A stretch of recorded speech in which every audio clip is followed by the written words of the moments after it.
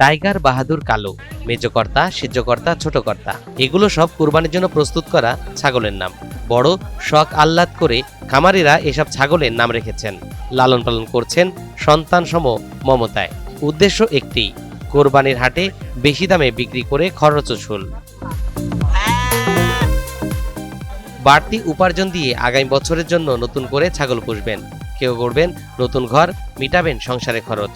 তবে হাটে বড় ছাগল কেনার ক্রেতা না থাকায় শূন্য হাতেই ফিরছেন তারা। আর ঈদের আগে এ সকল ছাগলগুলো বিক্রি হবে কিনা সেটা নিয়েও চরম বিপাকে খামার মালিকরা।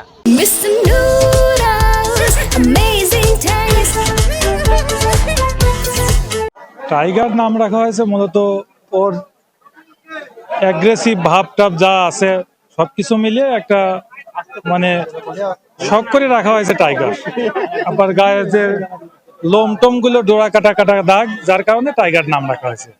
দাম আমার এখানে লাইভ ওয়েট আছে 134 কেজি, হাইটে আছে 43। দাম দর বাজারে নিয়ে আসছি, বাড়ির থেকে অনেকেই দাম টাম বলছে, মোটামুটি 1,30,000 পর্যন্ত দাম হয়েছে আর কি, 30 মানে 28 এরকম। আমরা পালাইছি 2 বছর 4 মাস। এখন স্কেলে মাপিছি ধরেন 107 কেজি ওজন আছে আর কি, স্কেলে মাপ আমাদের। তো দাম চাচ্ছি 1,80,000। এইটা হলো সাইজে কথা, এটা মাইজে কথা, এটা ছোট কথা। এগুলো তো এবার দামই পাচ্ছি না, তো এগুলো তো 50, 60, 70, 80,000 পর্যন্ত বিক্রি করি। ঠিক আছে, এবার তো বাজারে তো খরিদ্দারি দেখতেছি না।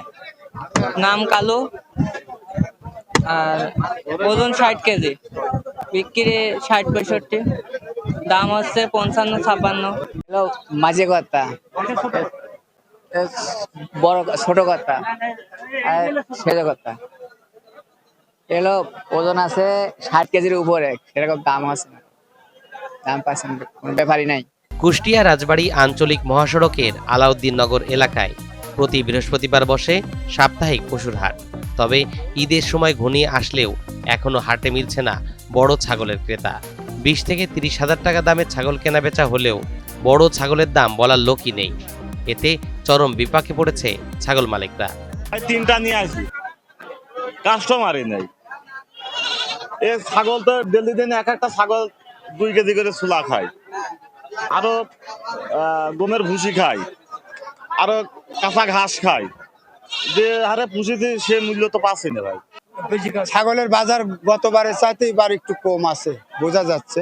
গতবার যেগুলো 35 বেচেছিলাম, এবার 28, 29, 30 এরকম দাম হচ্ছে। বয়স 2 বছর, দাম হওয়ার দরকার 70,000, কিন্তু দাম হচ্ছে কম।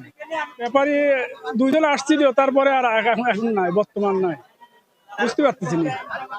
ছাগলের প্লাস 30 কেজি ওজন হবে, তাতে সে তুলনায় দাম পাচ্ছেন আপনার ওই 26-27 দাম পাচ্ছে।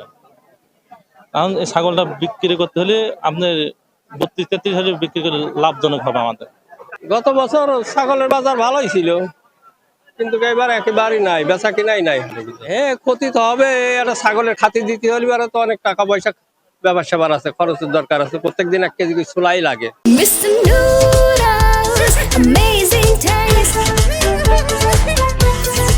আর হাট পরিচালনা কমিটি বলছে ঈদের এখনো অনেকটাই বাকি, তাই হাটে পর্যাপ্ত পশু আমদানি হলেও বেচা বিক্রি কম।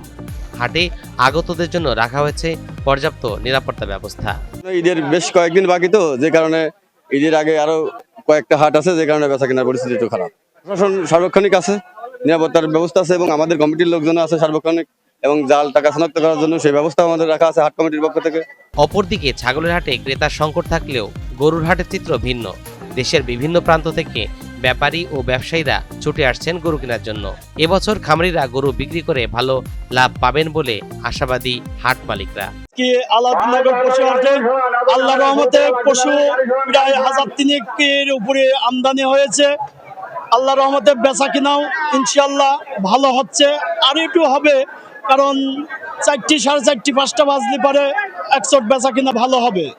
ঢাকা, চিটাগাং, বরিশাল, রংপুর, দিনাজপুর বহু জায়গাতে আমাদের এই হাটে ব্যাপারীরা আইছে, এবং যারা গরু বিক্রি করতে আইছে আল্লাহর রহমতে খামারিরা কিছু টাকা লাভে বিক্রি করতে পারতেছে।